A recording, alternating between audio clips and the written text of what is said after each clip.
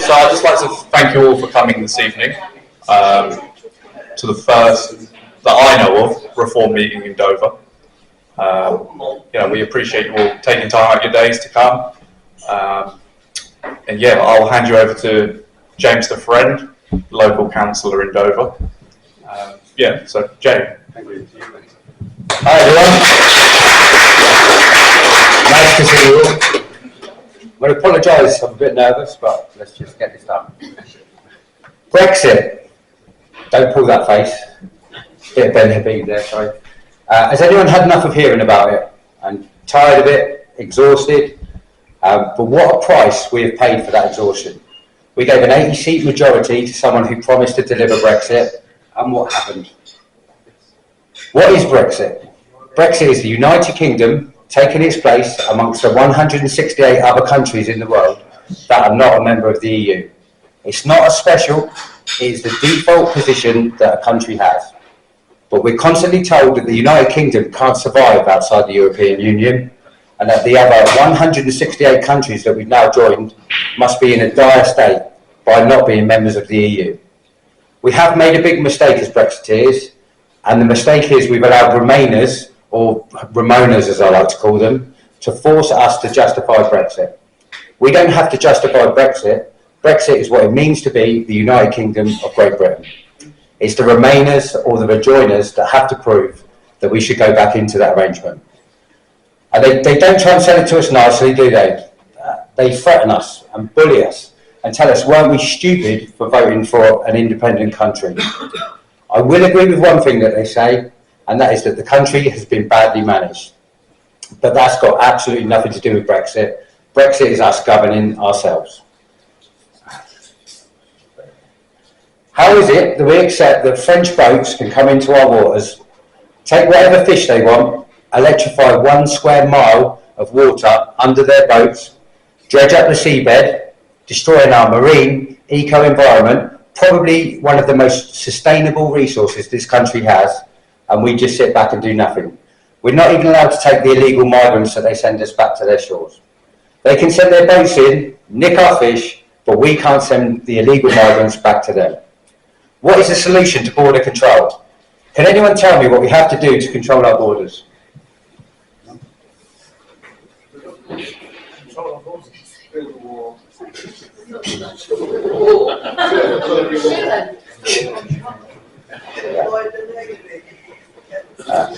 Well, what we don't do is wait for them to come here so that we have all the legal difficulties in deporting them. Border control is a physical process. Remember when we used to have a navy that protected the United Kingdom? Well, we haven't deployed the navy. Instead, we've got Border Force acting as a glorified taxi service. We've got the poor RMLI, our local heroes. They're being used to go into French waters, taking people who are on a dinghy, putting them on their boat, giving them instant protection under our law, and then bringing them back to UK shores, which costs us around £50,000 per year, per head, to look after them. We have UK pensioners that have to try and make ends meet on £11,500 per year. It just doesn't make sense. £4 billion we paid last year on hotels, catering, security, and providing medical needs for the 100,000 odd illegal migrants that are in the UK. And the problem is, it's only going to get worse. We do need to set up centres across the border in France, allowing those that genuinely need and deserve our help a fast and safe route of passage. We must put an end to the terrible and unnecessary deaths in the Channel. But at the end of the day, it doesn't matter where their journey started from. You have to take into account the boats haven't come from a war-torn country, they have all come from France. We've got Rishi's flagship plan to send asylum seekers to Rwanda. Did you know it will cost us taxpayers £1.8 million for each of the first 300 people the government deports to Rwanda? This figure has come from Whitehall's official spending watchdog. The overall cost of the scheme stands at more than £500 million, according to the figures released to the National Audit Office. Even if the UK sends nobody to the Central African state, Sunak has signed up to pay £370 million from the public purse over the 5-year deal. Just another example of huge government wastage. So, do you know where all this money comes from? You hear of all these large sums of money being spent, hundreds of millions, even billions, an amount of money so large that we can't really comprehend it. We're led to believe that the money magically appears from some government pot or reserves, but it doesn't. I'll tell you where it comes from. If you earn it, they tax it. If you spend it, they tax it. If you save it, they tax it. If you invest in it, they tax it. If you build it, they tax it. If you sell it, they tax it. If you live in it, they tax it. If you drive it, they tax it. If you give it away, they tax it. If you've had enough and need a break from all of this and fly away on holiday, they tax it. They even tax it when you die. They tax it and then they waste it on schemes like this. We need to be able to discuss this. We need to be able to be free to voice an opinion without being called fascist or racist, as we are neither of those things. In my mind, if these words come out, it's normally because someone has lost the argument. We need border control, not deportation. Has any government just sat back and watched? Dover Harbour Board just sat back and watched. If that had happened in France, they never would have got away with it. The French people would have blocked the port, and rightfully so. P&O ships should have been banned from Dover Harbour as a clear demonstration that this treatment of UK workers will not be tolerated. We now have 6.2 million people, twice as many as before the pandemic, on universal credit. There were 1 million people on universal credit in 2018. There are 6.2 million now. Some of them are working, and that is a broken workforce. 2.5 million of those aren't even looking for a job. So when Rishi Sunak stood up and said unemployment is at a record low, he was lying. Unemployment was only at a record low because they didn't measure the people who were not looking for a job. Reform UK have a plan to raise the working tax threshold from £12,570 to £20,000. That means you would not start paying tax on your earnings for the first £20,000 earned. Reform have done a great plan for costing the tax cut on things like energy, fuel, NHS workers and police, as well as for people that are self-employed and small and medium-sized businesses.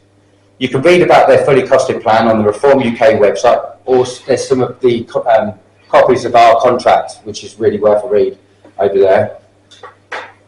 But raising the tax threshold is my favourite, and not just because it puts more money in all of our pockets, but because eventually it will pay for itself by actually stimulating the economy, giving the chance for more growth, for more small and medium-sized business startups, equaling more jobs. Also, actually, for the first time in a long time, making people that go to work better off than people who are on benefits.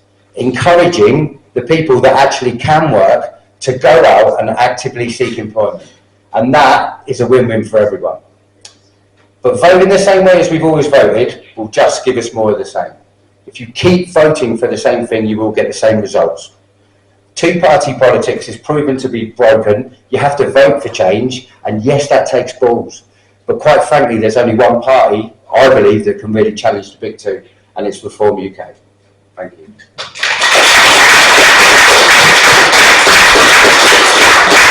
Carol Comey, the Kent organiser, to the stage.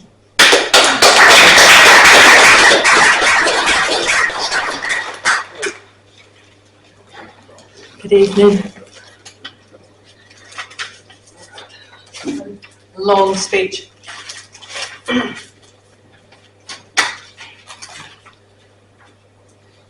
Okay, I would like to talk about, to start off with, government finance.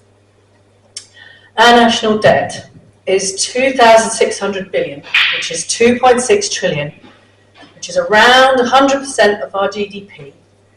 We've not run a surplus since 2000-2001. We've had a deficit every year for 23 years. And last year we borrowed £120 billion. There's no such thing as government money. It's taxpayers' money, and likewise taxpayer debt. Divided that debt by what I figure is 30 million households in the UK, and that came out at £86,000 per household. So not only is our debt increasing, but our national debt interest payments are increasing. 2020 to 21, there were 25 billion. Next year, 57 billion. 22, 23, they were 110 billion. They went up fourfold in 2 years. So a year ago, they were like 5th biggest government spend. And now they're 3rd, just after health and welfare. 12% of your taxes, nearly £1 in every £8 paid in tax, goes to pay the interest on our national debt. So the Tories, the so-called party of fiscal responsibility, have increased the size of the state, so that something like 47% of GDP is government spending. Civil service numbers have increased by 25% since 2016. Rishi Sunak added £1 trillion to our debt over the COVID era. Furlough continued months beyond the end of the last lockdown, bribing people by indebting their children and their grandchildren. So we are no longer a rich nation. We are a heavily indebted nation, and the government wastes money left, right and centre. There are endless quangos with high-paid executives paid for by taxpayers but not accountable to us. I call it social for posh people. I was trying to research it. It was bewildering. You've got non-departmental public bodies which operate separately from its sponsoring department, but you've also got executive agencies which act as arms of its home department. All these words. Any organisation that's required to run the country should be within government control. So I thought we'd do a kind of hands up, guess the quango or guess the cost. It was so confusing. So let's say, is it an executive agency or a non-departmental public body? DVLA, what do you think? What do you think the DVLA is? It's an executive agency. It's not totally within government control. The British Council, I don't even know what it does. That's a non-departmental public body, so quango. The Land Registry, not a government department. It's a non-ministerial department. Apparently it doesn't even receive government funding. We pay as you use it. That's a different one. But the Health and Safety Executive, what do you think that is? Any of us? That's one of the proper quangos, non-departmental public body. 130 million a year. The British Film Institute, 23 million. Public Health England, 300 million a year. The Commonwealth Scholarship Commission, 25 million a year to provide foreign students with free or subsidised education. Why are we doing that? And meanwhile, the Tories are rearranging the deck chairs on the Titanic. They've just voted for the smoking ban. So they copied New Zealand, except they've repealed it in New Zealand, when we've got a massive drugs problem. They passed a law where in a few years' time, one adult will be banned from doing something that another adult can legally do. It doesn't make any sense, it's crazy. Currently, duty on a bottle of wine is £2.67, but the government wants to change it, wants to tax according to alcohol percentage. It's a logistical nightmare. It's no common sense. Reform UK would have rules that are simple to implement. And then one more, making everyone study maths till the age of 18. So you've got an A-star student, gets top marks at 16, wants to do something else, but has to carry on studying maths for 2 years. Stupid policies. Reform UK would devote more time to the 3 R's in primary and secondary school and stop with the political and sexual indoctrination of our children. I'd like to move on to DEI. Can you talk freely at work? Or do you self-censor for fear of human resources reprimand or even losing your job if you're still working? Now we all know D stands for diversity, I for inclusion, but the E is not equality, it's equity, and that means equality of outcome. So no matter how skilled you are, or how hard you worked at school, no matter if your English is not very good, there has to be an equal outcome. So we end up with quotas, like with the RAF, rejecting capable, qualified white males because they haven't hit their diversity target. Positive discrimination is discrimination.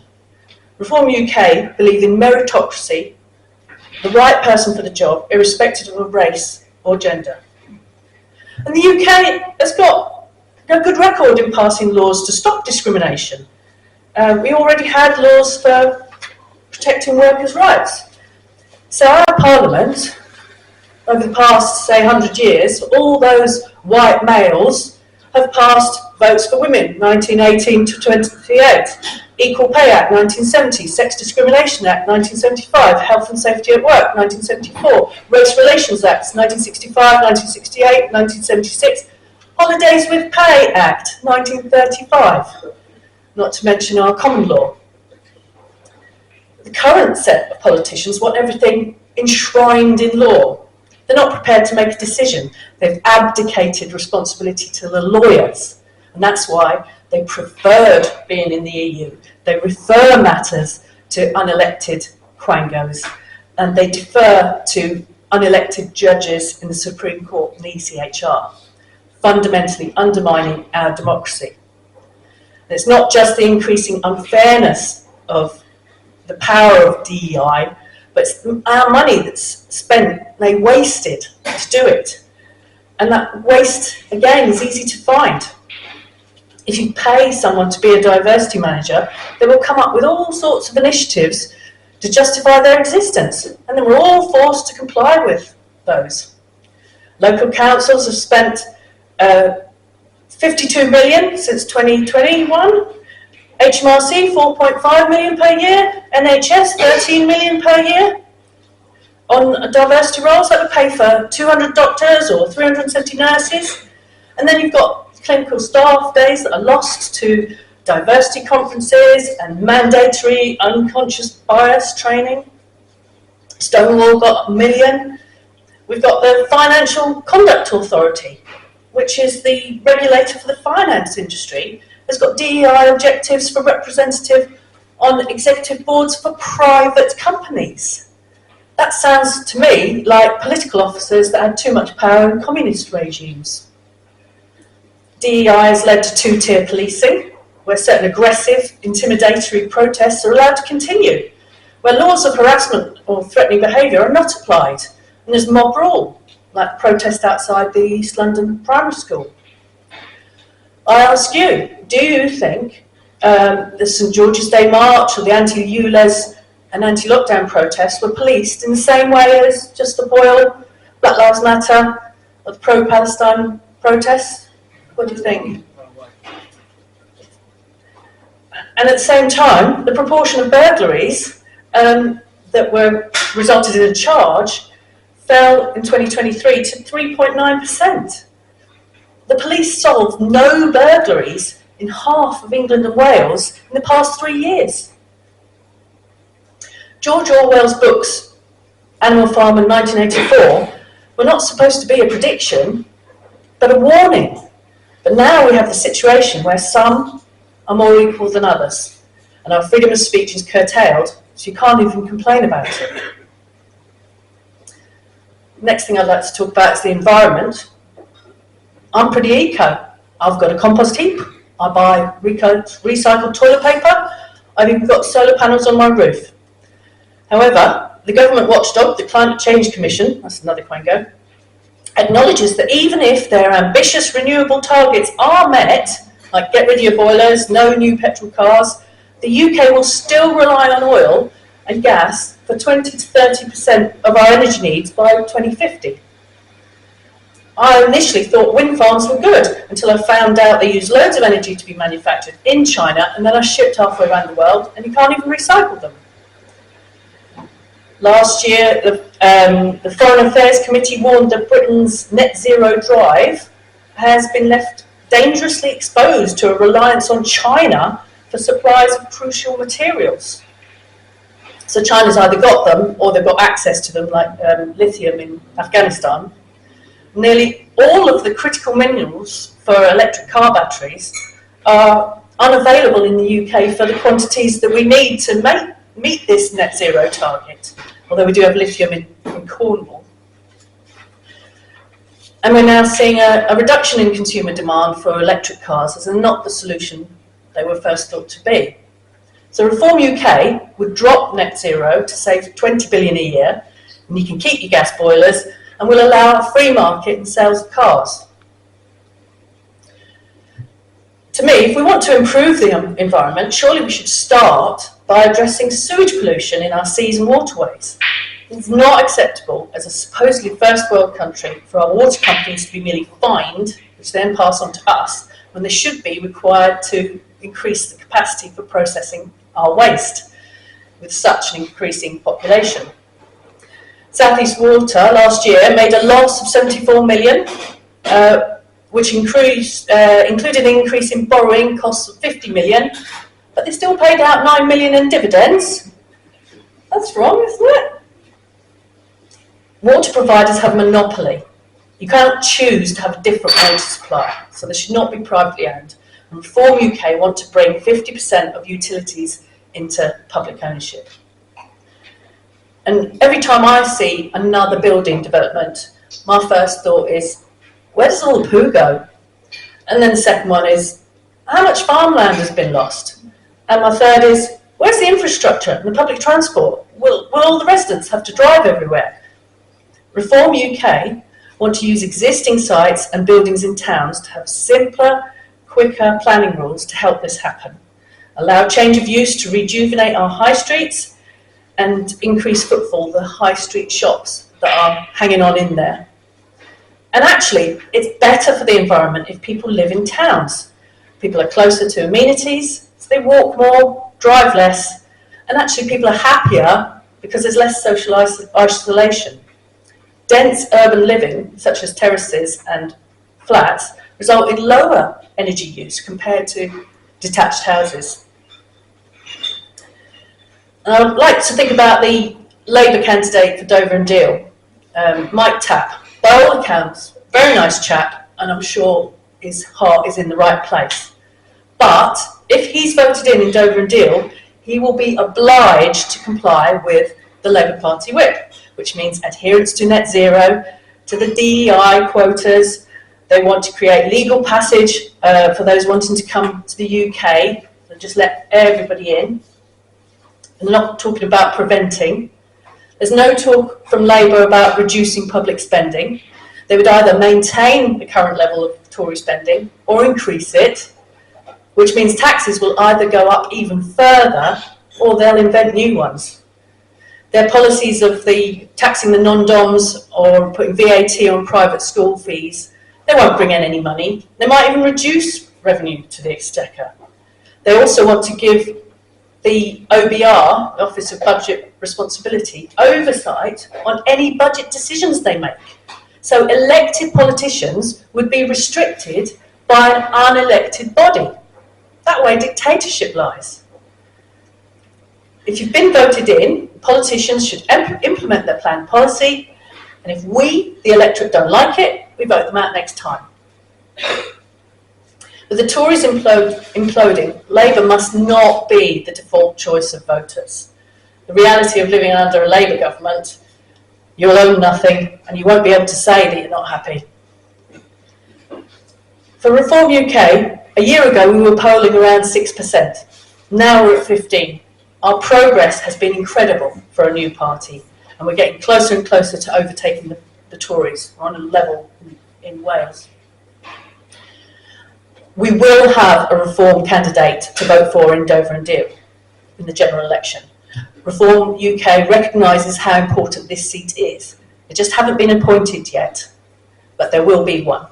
So the purpose of this evening is to get started with campaigning now and try and get the message out to tell as many people as possible about Reform UK and our policies.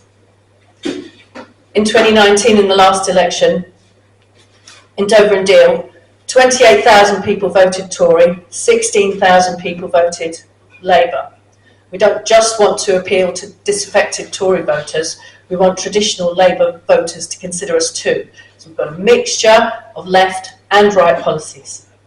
and neither Labour nor the Tories have the political will to deal with the major problems this country has. Reform UK believe in democracy, meritocracy and fairness, fair taxes, fair policing, fair access to services. Vote reform for common sense policies that are careful with your money. Vote reform to stop the erosion of our freedoms and our democracy. And if not now, then when? And if not now, maybe never. Thank you.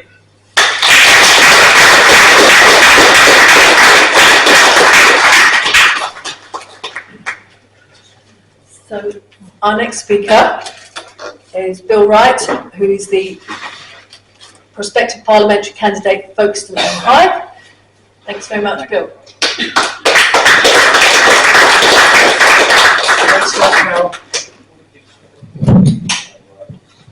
Can you hear me, guys? It's okay. Just some brief background. I have zero political experience. All I have is a great deal of family experience and professional experience. A bit like my friends here, my colleague Dave, we don't have much political baggage, and that's pretty much true for most reform candidates. We are working people, we understand the issues of working people, and we decided to try and do something about it. I'm 63 years old, I was anticipating a comfortable retirement. I've gone down to 3 days a week, working for the Red Cross. Quite enjoy that, to be honest, but 3 days a week tires me out. So you might ask, what's a bloke like me picking up a microphone and addressing a room here? Frankly, because I'm sick to death of this government, and I particularly don't see Labour as a credible alternative. Yeah. So, about 18 months ago, I threw my hat into the ring to compete to be the prospective candidate for Folkestone and Hythe, and surprisingly, after a few interviews, I was selected. So I thought to myself, well, you've done it now, you've got to stand up and be counted. Good news is that I believe in all the policies that have been outlined by Carol and James. The country is basically in pieces. We can either try and do something about it, or we can accept the inevitable decline. Mr. Starmer clearly believes he just has to do nothing and wait for the keys to number 10 to be handed to him. And he might be right. But there again, there might be people like us that might want to do something about that inevitability. Back in February, you might remember a little by-election in Wellingborough, which I believe is in the Midlands somewhere, Northamptonshire perhaps. The Conservatives held a massive majority with about 32,000 votes. Labour had come in second place with 11,700, so they weren't close. The Liberals were approximately 5,000, comfortable third.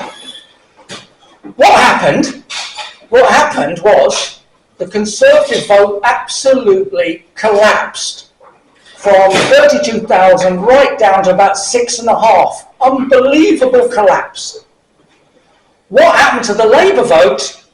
They went from 11,700 to 11,800. Okay? And they won it with that result. Lesson for us was very few people are planning to vote Conservative again, apart from the ones that will never do anything else ever. And a lot of them are looking for a new home. Plus, there are a great deal of Labour people, the sort of Labour people that would support Mr. Lee Anderson, if you know who that is, who really don't like Mr. Slippery Starmer, his support for Black Lives Matter, taking the knee. Some of you may remember, as I will never forget, when he addressed a Muslim audience, he took his Remembrance Day poppy off. unforgivable. There's a lot of Northern Labour people that really don't like that, and probably a few around here. I've been out on the streets 3 times now with my friend David in Folkestone. If you're thinking that sounds like hard work, it's physical hard work, but the emotional impact is considerably positive. If I had £1 for every person that said, I voted Conservative in 2019, I'm never doing it again, what are you lot about? I would be very rich indeed. Street events are amazing. You get about 1 in 20, no, I say 1 in 20 say no thank you, and they might be just busy and don't want to talk, and there might be 1 in 20 that are, die-hard socialists, and they're not interested. That leaves about 18 in 20 that are kind of thinking, what are you, who are you? And once you start talking, they buy into the kind of common sense policies that we are proposing. Before Christmas, we had an event, there's one before Christmas in Folkestone, one shortly after Christmas in Hythe, and we didn't have a lot of meat on our bones in terms of policies. We had the basic policy, but it wasn't particularly big on detail. And a couple of reasonable people challenged me on this and said, it's clearly we understand the why you're proposing this, that, and the other, but where's the how coming from? The how has now been answered in the form of this document. This is our election contract for 2024. It's effectively a manifesto. Dave's got a few copies if you'd like one. This gives the meat on the bones if you're interested in the core details. It's brilliantly portrayed in bullet forms. It's not a long, boring read that'll send you to sleep. You can flip through looking for the bits that particularly interest you. You may not agree with all of it, that would be surprising, but personally, I agree with at least 90%. If you're interested in money, Carol alluded to that brilliantly, the costings are on the back pages. So when we propose pretty bold policies, like raising the income tax threshold to 20,000, which, as James said, will benefit everybody with any kind of income, i.e. you keep your first 20,000, what's not to like about that? It benefits the lower paid disproportionately, but everybody has an income. And if people come back and say you could never afford to do that, it would crash the finances, then I would refer them to the calculations here, which I'm not about to bore you with, but they're there. The hottest subject, which is constantly being raised on the streets and in our meetings in Folkestone, what do you think that is? The hot potato. Yes. The immigration scandal. This is not a party political issue. Most citizens of the UK understand the gravity of this situation. It is becoming an existential threat. Mr. Sunak would like the British population to focus predominantly on the people coming across on the small boats. You'll find the BBC and the media and a lot of left-leaning politicians refer to them as asylum seekers, or some people call them refugees. I refuse to use those labels. And like James, they're illegal immigrants. They are illegal. They're not following the protocols that we put in place whereby you can legitimately claim asylum. They're just looking for a better life. The point is, there's only about 40 or 50,000 of them a year, which is shocking because they're coming over illegally and they're not being sent anywhere. I can't decide right now whether the Rwanda policy is literally going to take off or not. Nigel Farage doesn't think it's going to happen. He thinks there's an army of human rights lawyers that are going to throw every possible objection at this, and he may well be right. Personally, knowing this government and their need to clutch at straws, I would not be surprised if 50, 100 migrants are given backhanders, big backhanders, to make that trip to Rwanda, so he's got his photo opportunity that he can say, this is starting to work. I would expect that to happen. But, in my view, guys, that's shocking enough. I've shivered partly through this winter because I've been turning my heating down and I've been shivering a bit at home because times are hard. I've envied these people in the hotels, frankly, and most Brits are incensed by this. But the bigger problem is legal migration. These are not criminals. These are not people coming in on these dodgy boats. These are people arriving here legitimately. They have a visa issued by the Home Office.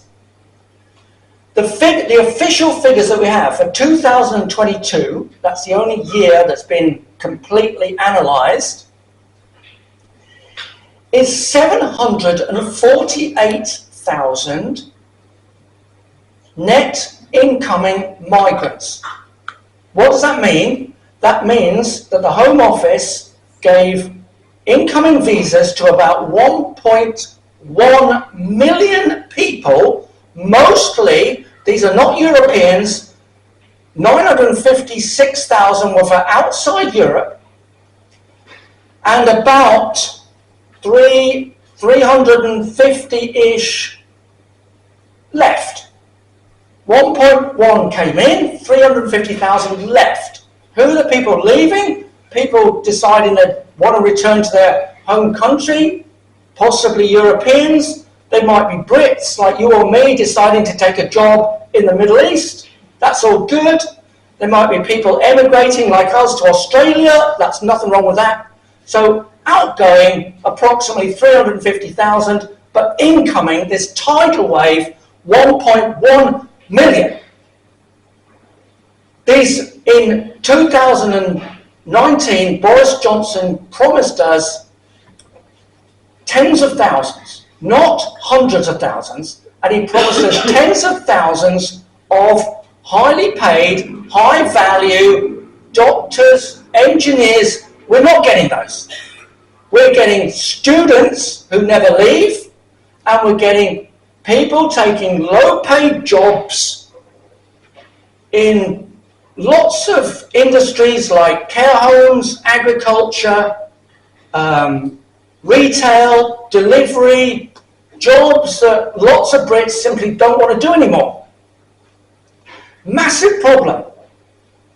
748,000 is like 2 Newcastles in 1 year. It's not, absolutely not sustainable.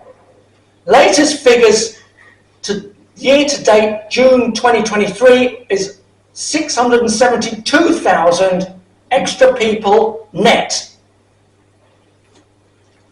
I travel around in my job. I work for the Red Cross. I drive an ambulance. It's not an emergency. It just takes very elderly and frail people from place to place. I see new homes going up everywhere, but I don't see the infrastructure to support that. You probably know how hard it is to get a doctor's appointment. Insanely difficult. Dentist, the same. I have to go to Chelmsford, my NHS dentist, because I cannot find one in Folkestone. Schools under pressure. Hospitals incredibly under pressure. I'm in either the William Harvey Hospital or the QEQM Hospital in Margate pretty much every day. There's constant overcrowding. It's pretty awful. This is a direct consequence of uncontrolled legal immigration. What are reform going to do about it? What can be done about it?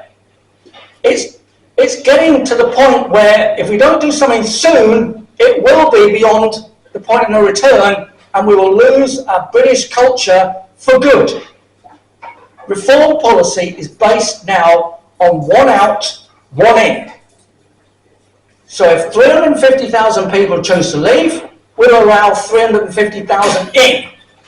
We've got to seize control of this before it's too late, because nobody else is going to. Illegal immigration, these are the boat people. We want to stop them, as James was saying, we want to stop them before they get here. Australia managed to do this with boat people from Indonesia.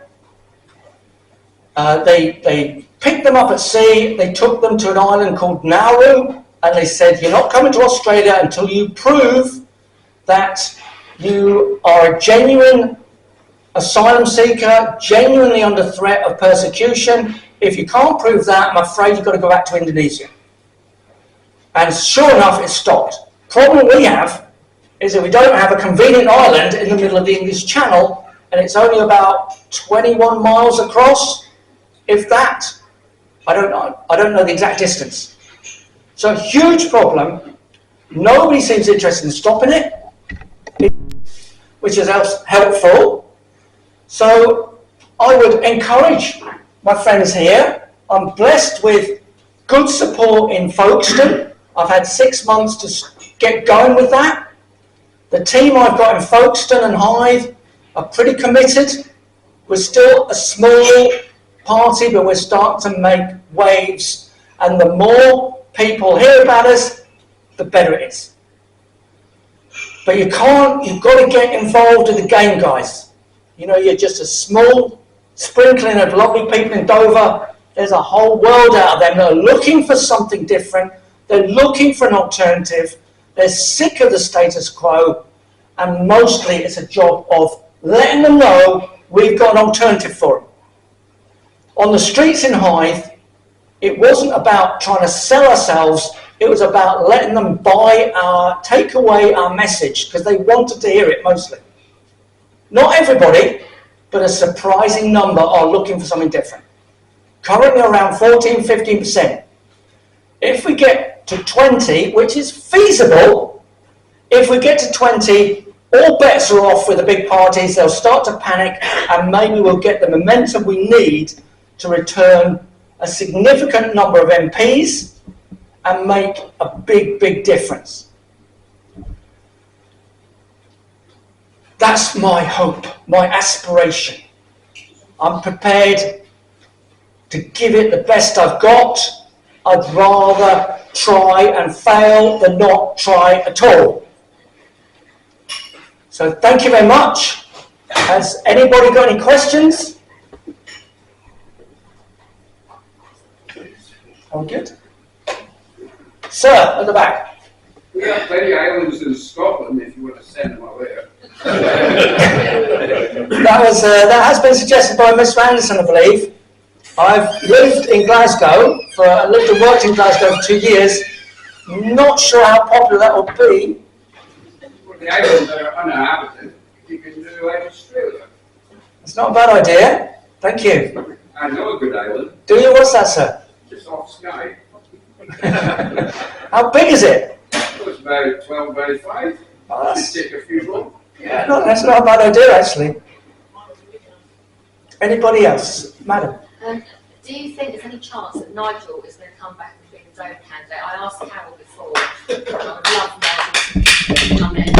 I would love Nigel to come back, but I don't know. Head office are keeping it cards very close to their chest. So I thought it was going to be James. Because we don't mind James either. See, Nigel. You might like. We want Nigel. Yeah. But I mean, didn't he say on TV that he would make his decision in the next few weeks? Yes, he did. Yeah. So I mean, Dover's a really important place, isn't it? It's the most important. We need someone. We need a big hitter. We Yeah. really do. Someone that can get us the coverage needed. Yeah. I had somebody contact me today and actually say to me, what's this reform thing about then? Because I'm trying to get out and do leaflets and that and talking to people. And I explained it. I said, I hope you're watching GB News and not the other crap. And she's like, oh yeah, well, I'll come next meeting. And that. So there's still people that want to know that are, you know, coming across. Well, the feedback I've had here is a lot of people, they're sending me hundreds of, well not hundreds, but quite a lot of messages of support.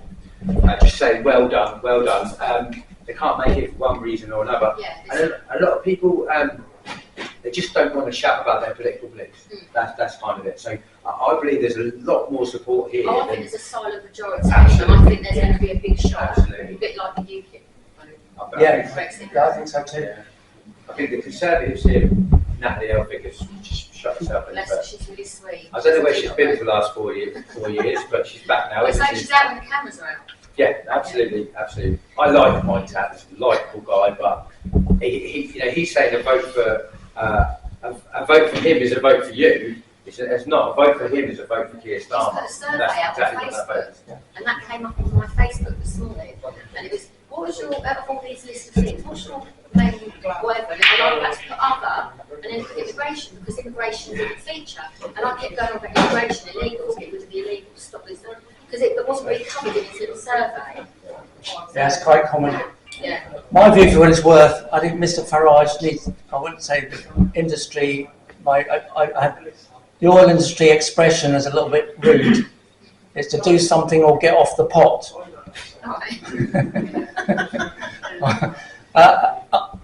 It's very, very generous of James, actually. I personally think if Farage wants a seat, he'd make a huge impact. He can have Folkestone. I could go back to sitting at the bar and having a quiet drink. That'd be quite comforting. I think my fiance would prefer that. James is very gracious as well. But I think if Nigel doesn't want to do that, then personally I think a candidate like James, rooted in Dover, businesses here, I'm not would be amazing. By the way, I just want to make you aware. Yes. I He's not been. I have applied and I have passed the vetting, but I am not the candidate for Yet. Yet. So please, So you know that there are people who applied, Yeah. parties have a list, Yeah. there will be a candidate, so don't worry about that. And I It's will just be- a question of yeah. who it's going to be. and whoever the candidate is, I'll be right next to them, Yeah. supporting them all the way through. If it's me, then fine, but Yeah. obviously if it's someone else, exactly the same support, because it's reform that making the difference. Yeah. Super comment, mate. Yeah, please. So what I've done is I've got a couple of boxes of leaflets. So as I was saying about getting the name out there, somebody was saying to me earlier about how people haven't heard of us. If you could do maybe your street, or if you know anybody who hasn't come today but would be keen, and I'm quite happy to give out. I've got loads of leaflets to give out. I've got a street list I can tick off. If you say, well, I can do my street, I can tick that one off so we don't duplicate. I've got, if anyone wants posters, I've got posters. If you're brave enough to put them in your window,